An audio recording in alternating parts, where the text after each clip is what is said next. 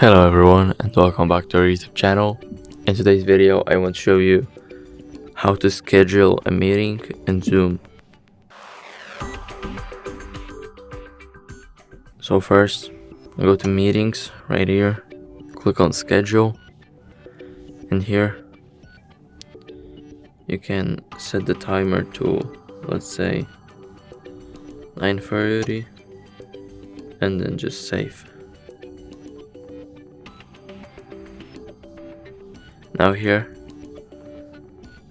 it is a message that says to start a meeting, and here we have it, meeting ID, and we can click start right now or leave, and that's all. Thank you guys for watching. Make sure to like, subscribe, and see you in the next video.